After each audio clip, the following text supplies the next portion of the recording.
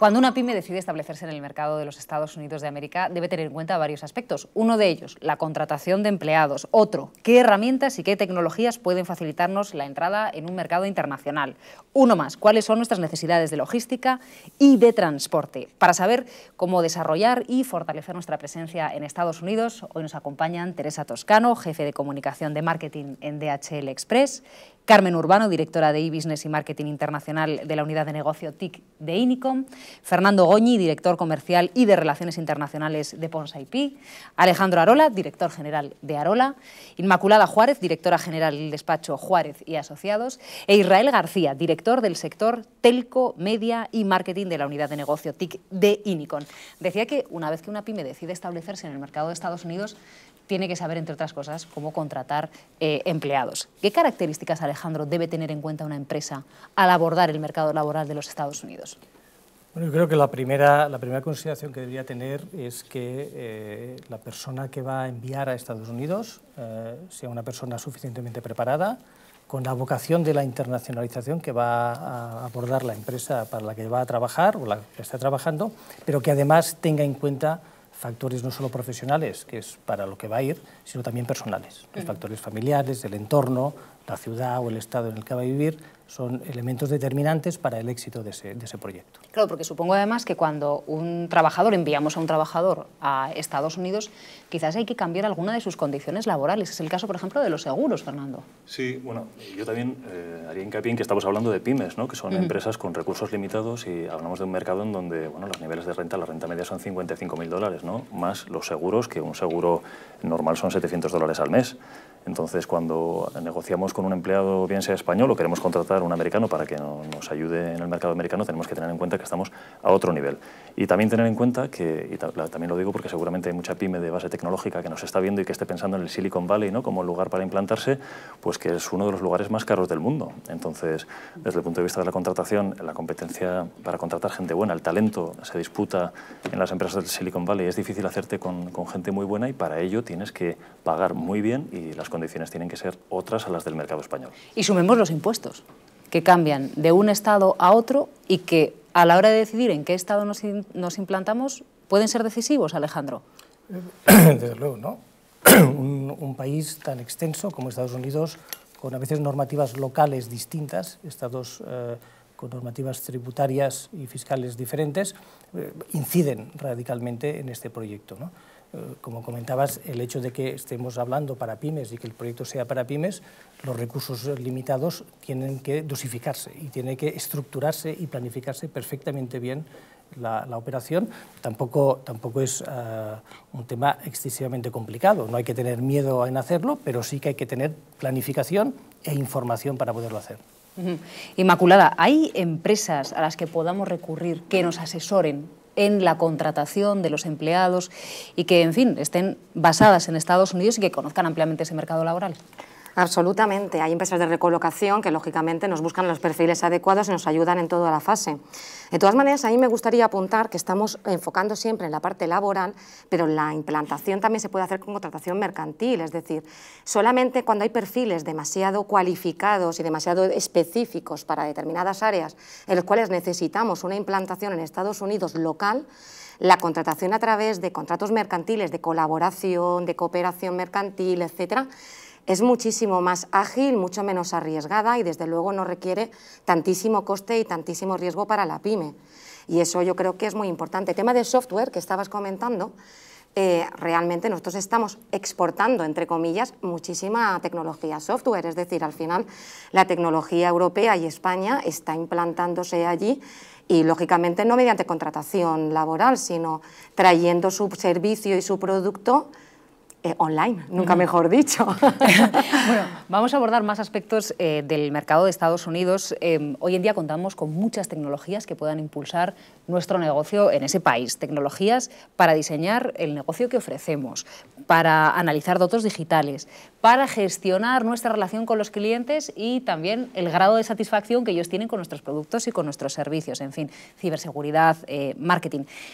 Israel, ¿qué tecnologías dirías tú que son imprescindibles para entrar en el mercado de los Estados Unidos?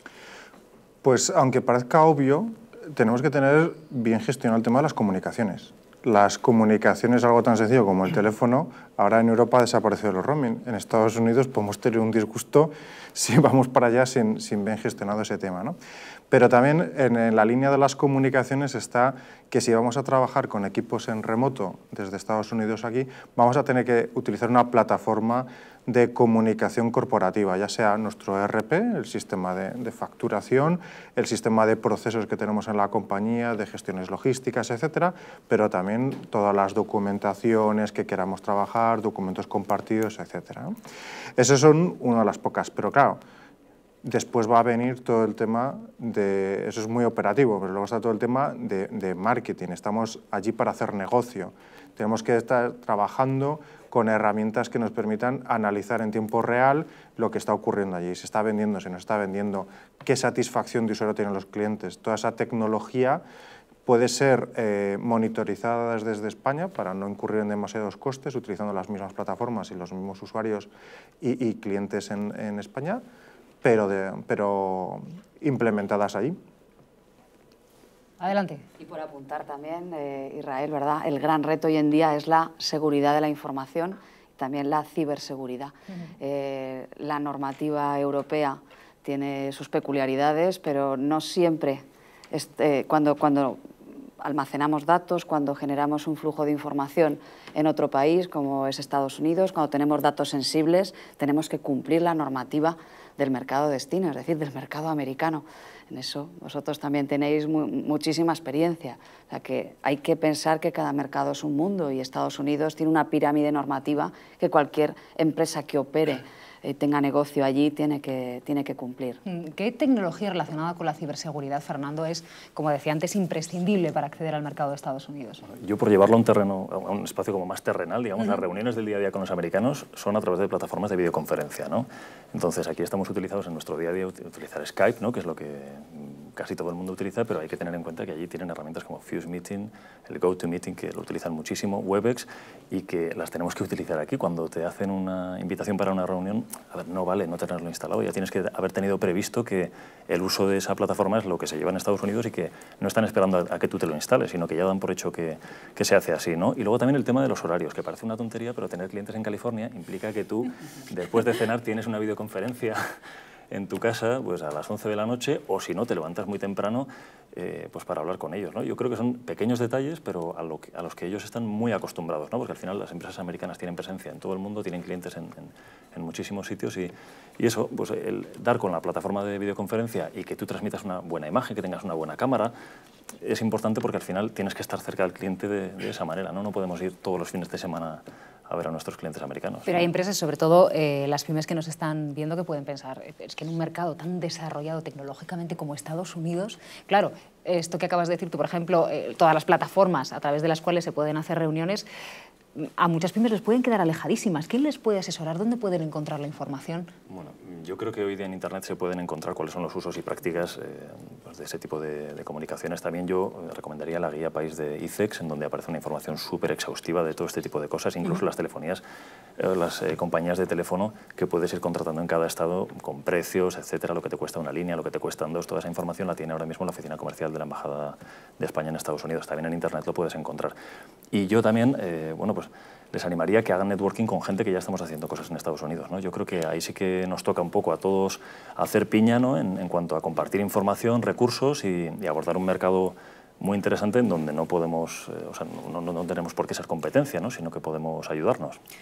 A la hora de abordar un mercado, o sea, sí, ¿qué querías añadir, Inmaculada? Es que solamente una cosa que ha comentado que me ha parecido muy interesante, porque tenemos esta mentalidad, ¿no?, de que los americanos tienen una normativa tan exhaustiva, pero por ejemplo en protección de datos es al contrario. Europa es muchísimo más rigurosa y muchísimo más estricta. Y de hecho no hace ni 2 años que salieron ya sentencias del Tribunal Superior de Justicia Europeo donde ya determinó que las empresas estadounidenses con las que queramos trabajar van a tener que tener el mismo nivel de rigurosidad con los datos, porque antes lo que hacían, porque los americanos, si algo saben, es hacer negocio, lo que hacían era certificar internamente que se cumplían con los requisitos europeos de protección de datos. Y llegó, lógicamente, Europa y dijo que no, que una empresa privada que se certifica a sí misma y que dice, efectivamente, para poder traerme tus datos europeos, lo certifico yo mismo, pues que no valía ya. Y eso hay que llevarlo muy en cuenta. Europa tiene unas restricciones muchísimo más amplias que Estados Unidos y cuando nos vamos para allá también tenemos que pensar que las sanciones no las ponen aquí. Bueno, vamos a seguir analizando aspectos a la hora de abordar el mercado de los Estados Unidos. Me gustaría que nos detuviésemos en la marca comercial. Entramos al mercado de Estados Unidos, mantenemos la marca que tenemos en España, la adaptamos, creamos una marca específica, Fernando. Ese es un tema absolutamente fundamental y además yo diría que es una estrategia preventiva, ¿no? Previa a la entrada en ese mercado. Tenemos que ver si la marca que queremos utilizar, ya sea de producto o de servicio, hay que ver si está disponible, porque que no nos pase lo que le pasó a Coronita en España, que cuando vino a vender cervezas no pudo... Bueno, Corona, mejor dicho, porque si habéis salido fuera de España veis que se vende como Corona. En España no lo pudieron vender como Corona porque ya había una bodega que había registrado ese nombre. Entonces, tenemos que tener muy en cuenta que cuando vayamos a Estados Unidos la marca tiene que estar disponible. El registro es un proceso muy sencillo y nos puede evitar muchísimos problemas. ¿Se puede hacer en la distancia? Sí, lo podemos hacer desde aquí sin ningún problema y lo que nos puede evitar, pues, como sabéis, Estados Unidos es un país de un elevadísimo índice de litigiosidad, ¿no? Entonces, no haber aterrizado a ese país y ya tener un litigio de marca implica gastarte 1,5 millones, 2 millones de euros, que para una pyme española es echar para atrás y no pensárselo más, ¿no? Entonces, yo sí que desde el punto de vista preventivo, para las empresas que vayan a vender un producto, les animaría a hacer esa búsqueda para ver si la marca está disponible y proceder a su registro. Y para empresas ya con un componente tecnológico que tengan desarrolladas patentes, también patentes de software, porque no hay que olvidar que en Estados Unidos se puede patentar el software, cosa que en Europa no se puede, que bueno, pues alineen un poco su estrategia comercial con la protección de todos sus activos intangibles, ¿no? Con el objetivo doble, primero, de generar valor para la empresa, porque sus activos quedan recogidos en el balance, ¿no? Tienen unas patentes con un valor en un mercado tan grande como es el de Estados Unidos. Y segundo, pues desde el punto de vista preventivo, para evitar litigios en un país en el que el coste hora de un abogado, como sabéis... En España todavía pasamos algunas, pero allí no. Allí si ven la oportunidad hay un litigio. Exactamente, entonces hay que huir de esa situación como sea.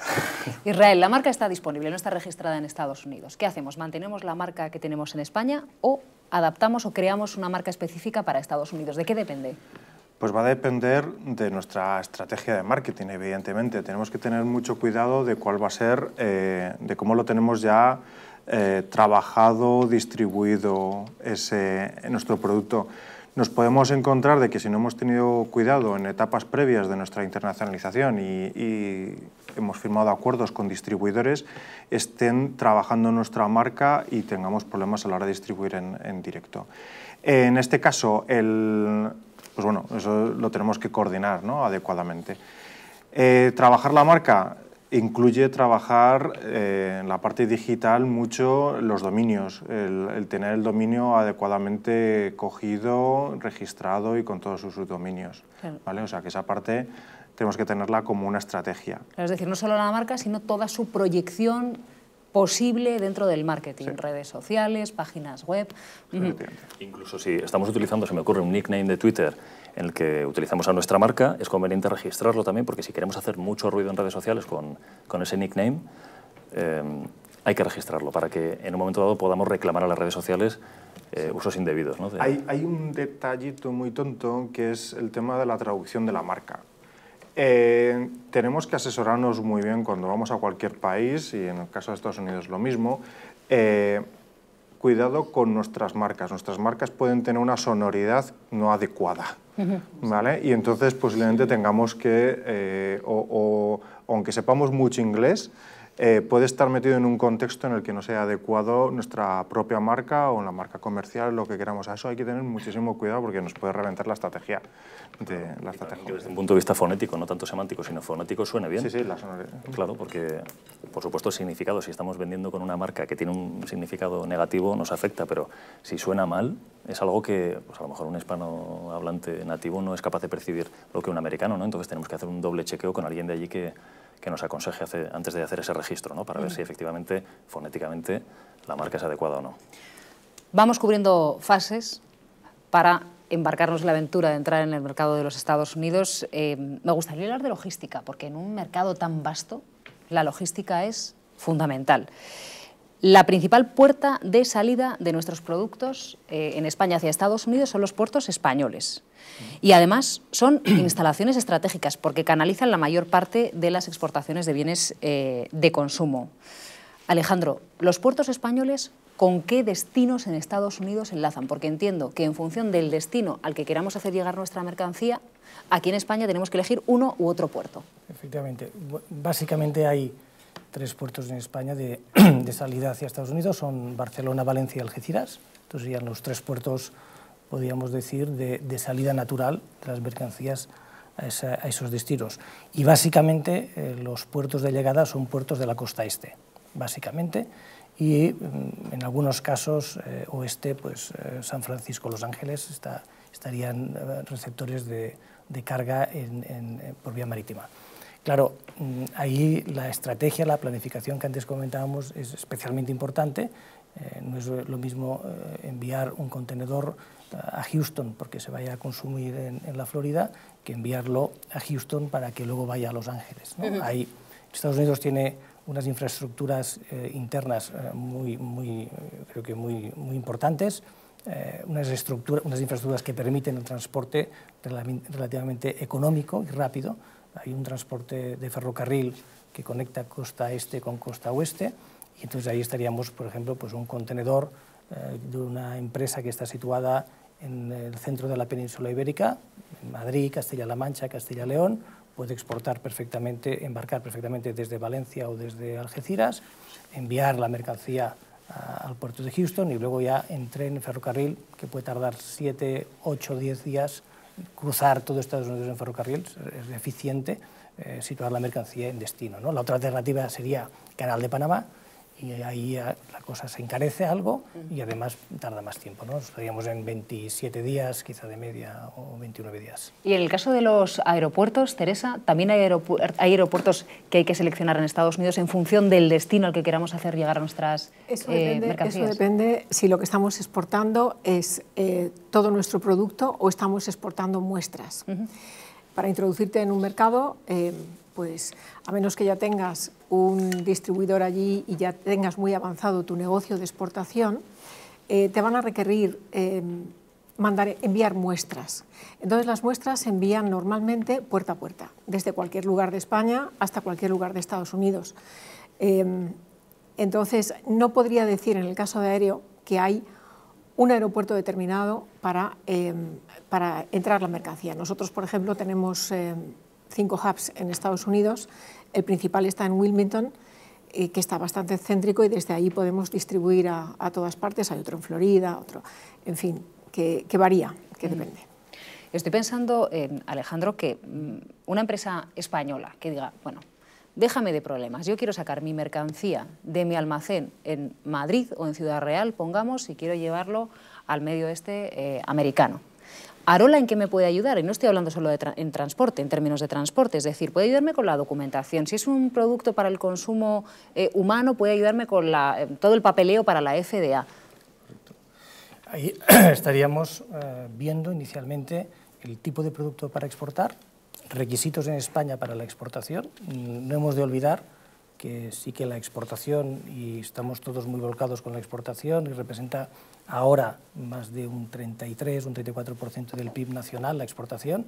Yo creo que ha sido la gran transformadora de la economía a partir de la crisis, ha sido la exportación. Pero, bueno, no es que sea complicado, pero tiene también sus requisitos. O sea, no podemos olvidar que la exportación necesita también unos requisitos y unas formalidades aduaneras y a veces de otros servicios, de otras administraciones que intervienen en el proceso de exportación, como puede ser sanidad exterior o como puede ser la inspección veterinaria o la inspección farmacéutica. Por tanto, ahí sería la primera parte en la que nosotros le estaríamos asesorando cómo debe hacer esa operación de exportación. Luego, la operación de importación en Estados Unidos, como tú decías muy acertadamente, productos de alimentación humana que van destinados al consumo humano, como pueden ser vinos, quesos, por ejemplo, jamón, ¿no?, que están teniendo, yo creo que mucho éxito en el mercado americano, tienen regulaciones de la FDA. Nosotros, con nuestra oficina en Estados Unidos, le podemos ayudar a la empresa a tramitar en su nombre las autorizaciones y los permisos que va a necesitar por parte de la FDA y los requisitos aduaneros que también va a tener, desde el pago de los aranceles a certificaciones adicionales que va a necesitar en el momento de la importación. Tenemos ya pues controlada la exportación aquí a nivel documental, la importación en Estados Unidos a nivel documental, ahora hay que mover la mercancía. Buscaríamos el puerto más cercano al punto de carga, Ciudad Real, estaríamos en Valencia, Algeciras, y el punto de descarga en Estados Unidos para entregar la mercancía, buscar la ruta más rápida, la ruta más eficiente, también la ruta, que para nosotros es un tema muy importante, podríamos decir, con una menor contaminación ambiental. Para nosotros la huella del CO2 y el consumo de carbono es muy importante y nosotros asesoramos a los clientes también en ese ámbito y a partir de ahí estructurar la operación logística. Puerto de entrada y entrega interior, que en función de la distancia puede ser perfectamente en camión o en transporte por ferrocarril. Teresa, mencionabas antes las muestras de productos que queremos enviarle pues, a un potencial cliente o a un potencial proveedor. ¿Esas muestras también pagan aranceles? Sí. Todas las muestras, hay una serie de mercancías que son mercancías generales, consideradas mercancías generales, que tienen hasta un cierto valor, hasta $800, no pagan impuestos. Luego hay importaciones que sí pagan impuestos y hay una serie de productos, por ejemplo, el vino siempre paga impuestos, el tabaco siempre paga impuestos. Como tú decías, Alejandro, muestras que sean para alimentación, productos de alimentación o que contengan productos de origen animal o de origen vegetal, están sometidas a unos requisitos y a unos registros previos que son imprescindibles, sean muestras o no sean muestras. Es lo que te piden para entrar en Estados Unidos. Es verdad que, como se dijo anteriormente en esta mesa, en Estados Unidos tenemos una ventaja muy grande comparada con otros países, y es que todo está regulado. Es decir, si tú quieres exportar a Estados Unidos, lo único que tienes que hacer es informarte bien antes cuáles son los requisitos de tu producto. No los requisitos generales, sino los requisitos de tu producto específicamente, y una vez que los tienes, cumplirlos. Para eso te tienes que asesorar. El asesoramiento, especialmente en una pyme, no es un gasto, es una inversión, porque de ello va a depender el éxito de tu negocio a futuro. Pongamos que la pyme, digamos, exporta pimientos. Y exporta pimientos y rellena, digamos, toda la documentación relativa al impreso de ese tipo de productos. Pero hay un producto añadido que hace que deba optar por otra documentación, es decir, ha rellenado el formulario equivocado. Si es el E505, ha rellenado el E506. ¿Estados Unidos es un país en el que la documentación es tan importante, Alejandro, como para que por esa nimiedad la mercancía quede bloqueada en un puerto? Sí, sin duda. Pero lo es Estados Unidos y también es la Unión Europea. Es decir, estamos ante economías, yo diría que pues, muy avanzadas, muy desarrolladas, pero también como muy garantistas, y muy garantistas especialmente con los consumidores. Entonces hay normativas que son normativas, yo diría que insalvables, tanto en Estados Unidos como en Europa. Si estamos haciendo una operación de importación en Europa, estaríamos también en un escenario de rigor de cumplimiento normativo importante. En el caso de Estados Unidos, efectivamente, debe de cumplir estrictamente lo que marca la normativa. Y si hay determinados conservantes o determinados añadidos o determinados endulcorantes que están en una mercancía y ese añadido no está autorizado, pues no se va a poder importar. Si la documentación no corresponde exactamente al producto, no se va a poder importar. Aparentemente lo que es una nimiedad es crucial. Claro, y a veces nos puede parecer, ¿no?, que algo, quizás, ¿no?, en el mercado interior, que puede tener poca importancia, en el mercado internacional tiene mucha importancia, ¿no? No podemos comparar nunca, yo creo que sería un error, el mercado doméstico con el mercado internacional, ¿no? No podemos comparar el mercado español con el mercado americano. Por lo tanto, tenemos que ir a cumplir lo que allí nos dicen que debemos de hacer. Con lo cual hay que mirar bien todos los componentes de cada uno de los productos que estamos exportando a Estados Unidos. Pero es que además hay otro problema con los perecederos, porque efectivamente tiene muchísima razón, allí son muy exigentes con la hora de entrada, pero no nos equivoquemos que también llega a un destinatario. Y el destinatario es el que acepta la mercancía. Y ni la primera ni la última que te encuentras con la mercancía bloqueada porque el destinatario no la quiere recoger porque dice que no está conforme pues con A, con B o con C. Entonces, ahí es muy importante la forma contractual que tú hayas pactado. Nosotros, por ejemplo, para productos perecederos que pueden durar muy poquito tiempo o sobre todo que por temas de depósito con cámara frigorífica, etcétera, pueden ser muy caros de mantener, establecemos, por ejemplo, arbitrajes ad hoc, que se llama, donde el propio transitario o un experto del propio transitario queda determinado como árbitro para que en el plazo de 3 días yo hago alegaciones, 3 días tú contestas, 2 días determinas quién tiene la razón, si la mercancía está mal y no me la puedo llevar, o sí, o lo que sea. Y eso ahorra muchísimos costes. O sea, no es solamente mandar toda la factura con el packing list, con toda la documentación, sino también hacer un buen contrato, no vale solamente con la factura y las condiciones generales. ¿Pero es habitual, Inmaculada, que suceda eso? Muchísimo. Oye, no estoy conforme y yo no recojo la mercancía. Los de transitario me van a apoyar aquí, pero yo una de mis guerras más habituales con temas internacionales es que se manda la mercancía, además con la tranquilidad de decir, no, es que me la paga a recepción, entonces no la recoge si no me la paga, ya, pero es que puede ser que cuando llegue allí ya no la quieran. Ya no la quieran porque la han comprado a otro precio, porque los precios han variado o porque simplemente ha llegado 2 días tarde y ya no le compensa.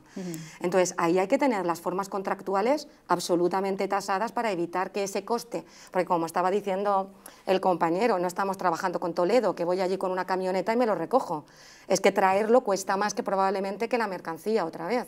Entonces, ahí tenemos que tenerlo muy claro desde el principio. O sea, para mi opinión se comete, disculpa, un error cuando se trabaja con el extranjero y es pensar en local. Se piensa que los problemas que vamos a tener son los mismos, es decir, si no me paga no lo recoge, por su bien pagará, bueno, o no. Entonces hay que, ¿verdad?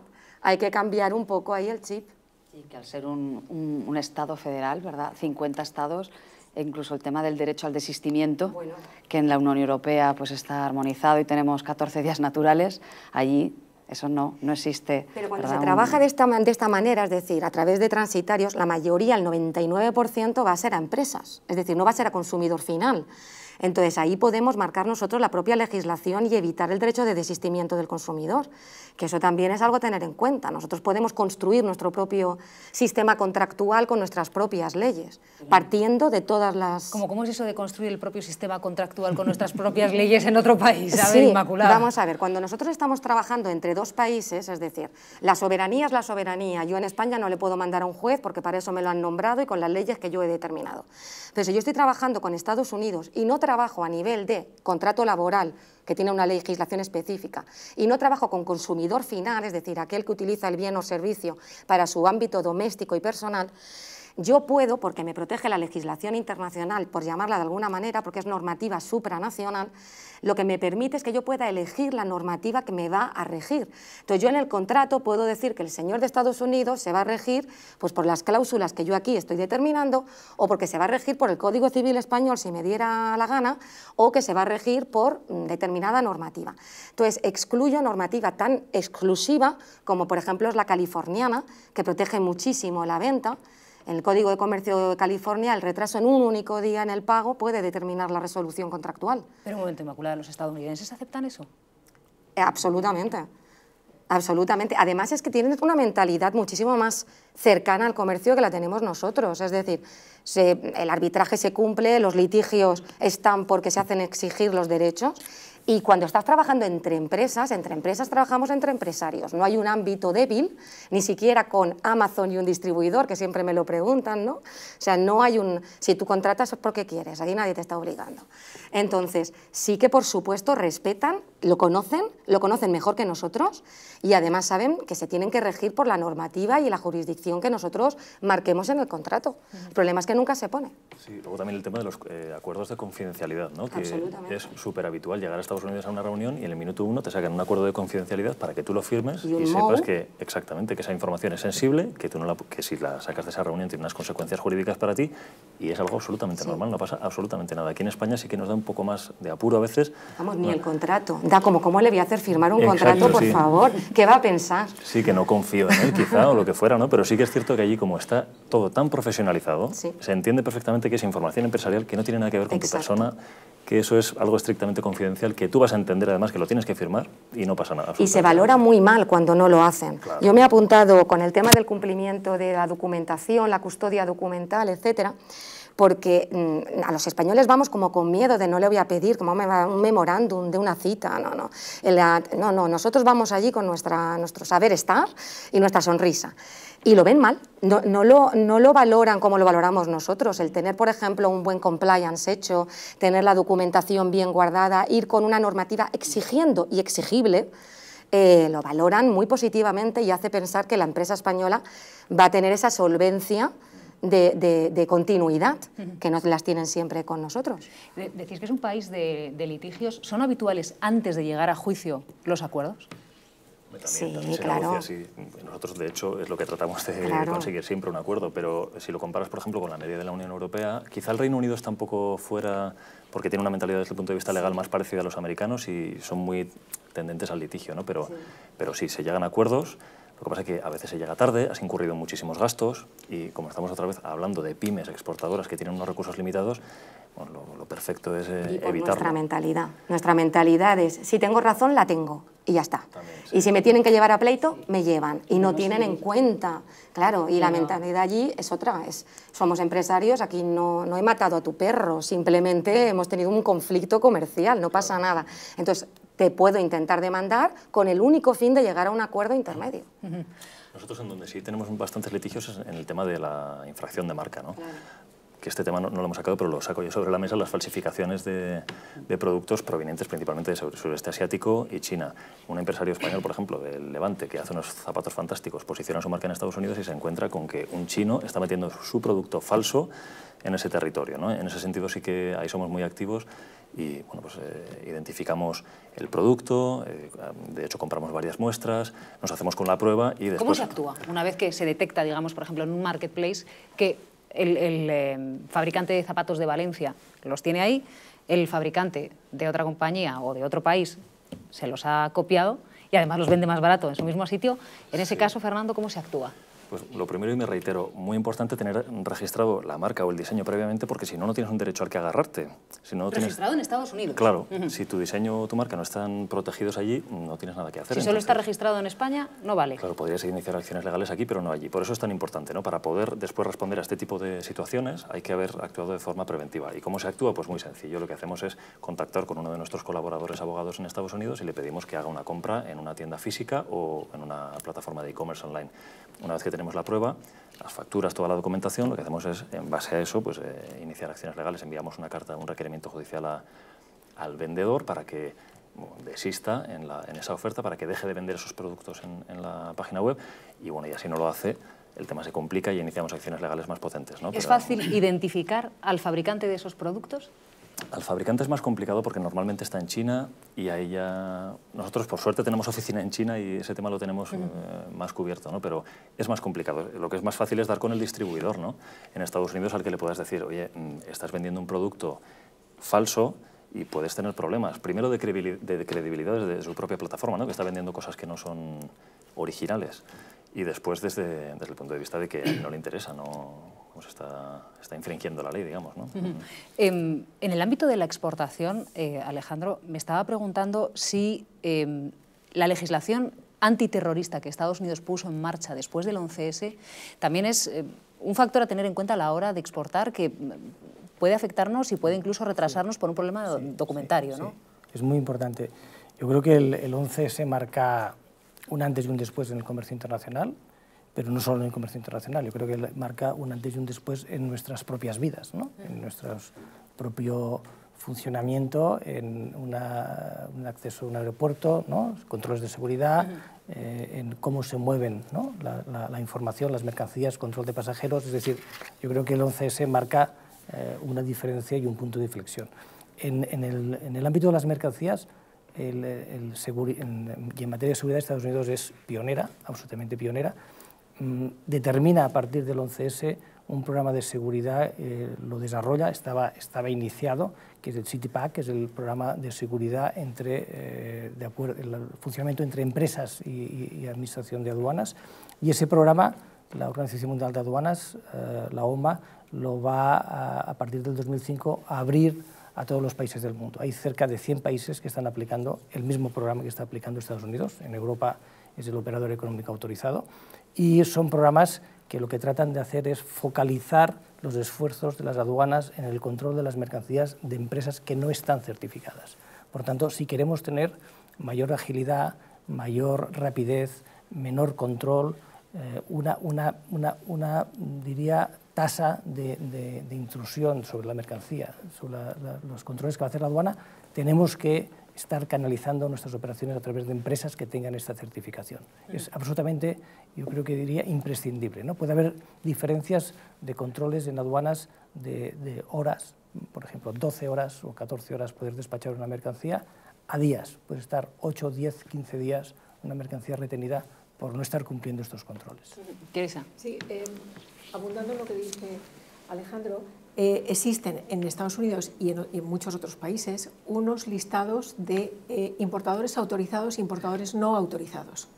Entonces, cuando tú vas a exportar, en la cantidad que sea, sean muestras, porque esto aplica a todos los exportadores, debes asegurarte muy bien, sobre todo en Estados Unidos, que tu importador, que la persona, la entidad a la que tú vas a exportar tu mercancía y que va a introducir la mercancía dentro de tu país, está dentro de la lista de importadores autorizados, porque eso garantiza que tu mercancía va a entrar en el país sin mayores complicaciones. Si tú consigues un socio en Estados Unidos que no está registrado o que por alguna razón está vetado, porque hay listas de entidades que no están autorizadas y están vetadas, tu mercancía absolutamente no entra en el país. Por lo tanto, en ese caso es muy, muy importante. Por otra parte, hay una serie de mercancías que están prohibidas, está prohibido el tráfico de mercancías, el tráfico de la importación, la exportación, por los países, pero en nuestro caso, en el caso de DHL, tiene además su normativa interna por la que no puedes exportar ciertos artículos, por ejemplo, las armas, ya sean en parte, ya sean en trocitos, ya sean en piezas pequeñas, pero cualquier cosa que sea susceptible de convertirse en un arma, pues no puedes exportarlo. Otra de las cosas que están... es curioso, porque nadie lo pensaría a priori, los juegos y todos los artículos que se utilizan para jugar, sea en un casino o sea en tu casa, tienen unas restricciones especiales y no siempre puedes meterlos, importarlos, dependiendo del estado. Por lo tanto, si tú eres fabricante de barajas de cartas y quieres abrir mercado en Estados Unidos, asegúrate muy bien qué estados permiten la importación de juegos, de cartas de juegos, y qué estados no, porque te puedes encontrar con grandes sorpresas. ¿Queréis añadir algo, Alejandro? No, yo creo que ahí la parte esta de la normativa, ¿no? El conocimiento de la normativa, el no pensar, antes lo comentaba Inmaculada, que el hecho de que aquí en España estoy haciendo esta operación de esta manera me va a servir para hacerlo igual en Estados Unidos. Puede ser un error estratégico gravísimo, ¿no? Con consecuencias económicas y además a veces legales muy importantes, ¿no? Para terminar, os voy a pedir que aconsejéis a las pymes que nos están viendo, desde vuestra experiencia personal y profesional, que deberían tener en cuenta para acceder a ese mercado. Voy a comenzar contigo, Inmaculada. Pues yo creo que lo principal es establecer una estrategia desde el principio, incluso legal. Es decir, están muy acostumbrados a yo voy a vender vino, entonces voy a saber el vino si se consume allí, qué tipo de tal, el etiquetaje, el packaging, lo tienen muy claro. Y no tienen tan claro que tienes que saber desde un inicio cómo va a ser tu expansión a nivel jurídico. Por ejemplo, el tema de la marca, tendrás que hacer un contrato distinto que proteja situaciones muy distintas si tú quieres proteger tu marca propia o lo que quieres es distribuir de otros fabricantes. Si me voy a constituir como empresa o simplemente voy a querer franquicias o tiendas propias o distribuidores por todo el país. La estrategia legal desde un principio tiene que estar marcada, tiene que ser a medio, largo plazo, si no se van a cometer errores y lo más probable es que esos errores sean tan graves que nos tengan que hacer salir del país o provocar ralentizaciones muy graves en nuestra implantación. Fernando. Sí, yo diría que desde el punto de vista de la propiedad intelectual, como es un país que lo tiene tan maduro y tan desarrollado, bueno, pues actuar con una estrategia de prevención, con los registros convenientes. Y luego ya desde un punto de vista más práctico, yo creo que hay que viajar mucho a Estados Unidos, que a veces nos cuesta, que está un poco lejos, pero que da pereza ir a San Francisco porque son muchas horas, que no tenemos vuelo directo, ya lo sé, pero tenemos que ir ahí para ver al cliente de cara a cara y, bueno, pues aprender de sus necesidades y dar el mejor servicio desde cerca. Alejandro. Yo diría que dos recomendaciones, ¿no? La primera, planificar bien, planificar con información las operaciones que vamos a hacer, planificarlas con tiempo, no intentar sobre la marcha solucionar los problemas, porque eso normalmente sale mal, y luego adaptarse al medio. O sea, no podemos ir con la cultura de aquí a hacer negocios de Estados Unidos, no podemos ir con la mentalidad de aquí y con la filosofía que tengo aquí de empresa a Estados Unidos. Tengo que adaptarme al medio y ese es el primer punto, el primer paso para acceder al mercado. Carmen. Pues andando en lo que dices, Alejandro, para adaptarnos al medio tenemos que conocer el campo de batalla, es decir, hay que aprovechar herramientas y tecnologías que nos van a permitir competir en condiciones de igualdad con los players que allí pues son los líderes. Tenemos que saber si somos realmente competitivos antes de pensar cómo nos adaptamos, así que inteligencia en su más amplio sentido. Israel. Y lo que hemos estado viendo, en este caso, la manera legal, estar planificados y estar mirándolo, pero es que las herramientas tecnológicas también necesitan planificación, porque nos podemos encontrar de que estamos haciendo un desembarco y no tenemos el músculo tecnológico para hacerlo. La tecnología es accesible a todo el mundo. No hace falta que estemos en España o Estados Unidos. Tenemos la misma tecnología, el mismo talento, pero necesitamos planificación y tenerlo todo sincronizado. Teresa, cierras tú. Pues como este programa está dirigido a pymes, las pymes tienen menos recursos normalmente que las grandes multinacionales que disponen pues, de más flexibilidad para muchas cosas.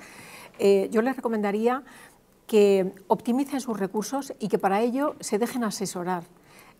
Nadie es experto en aduanas, nadie es experto en la forma de transportar una cosa de A o B, nadie es experto de legislaciones en un país que no es el tuyo, o de protección de marcas o de tecnologías. Entonces, es muy importante que te asesores, porque si lo haces bien a la primera, y eso solamente se puede hacer con planificación, estrategia y asesoramiento, y rodearte de los mejores partners que puedas hacer en cada una de las fases de tu negocio y de tu exportación, si lo haces bien a la primera, eso te va a dar confianza, primero para conocer el mercado, para saber lo que ha funcionado bien y para hacer futuras exportaciones y abrirte más en esos mercados. Teresa Toscano, jefe de comunicación de marketing de DHL Express, Carmen Urbano, directora de e-Business y Marketing Internacional de la unidad de negocio TIC de Inicon, Fernando Goñi, director comercial y de Relaciones Internacionales de Ponsa IP, Alejandro Arola, director general de Arola, Inmaculada Juárez, directora general del despacho Juárez y Asociados, e Israel García, director del sector Telcomedia y Marketing de la unidad de negocio TIC de Inicon. Muchísimas gracias por habernos trasladado vuestra experiencia profesional y personal y también vuestra visión de negocio a las pymes que quieren acceder a los Estados Unidos. Muchas gracias, ha sido un placer.